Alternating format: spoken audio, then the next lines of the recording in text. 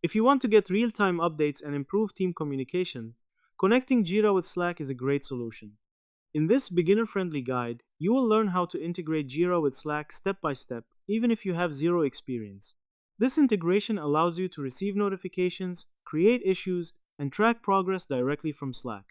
To get started, log into your Jira account and go to the Atlassian Marketplace.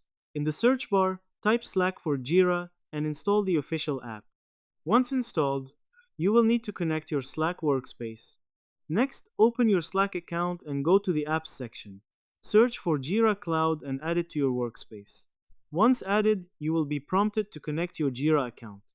Click on Connect Jira Cloud and authorize the integration by logging into Jira.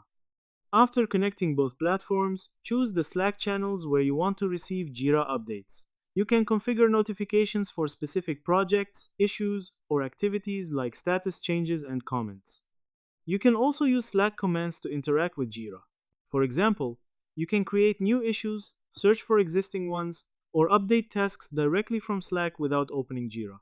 Another useful feature is linking Jira issues in Slack messages. Simply paste a Jira issue link, and Slack will automatically display key details like status and summary.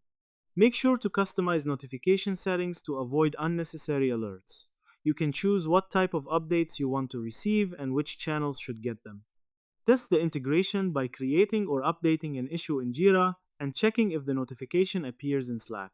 This ensures everything is working correctly. In short, connecting Jira with Slack involves installing the Jira app, linking your accounts, configuring channels, and using commands for better collaboration. Now that you understand the process, set up the integration and streamline your team communication. If this helped, like, share, and subscribe for more quick tutorials.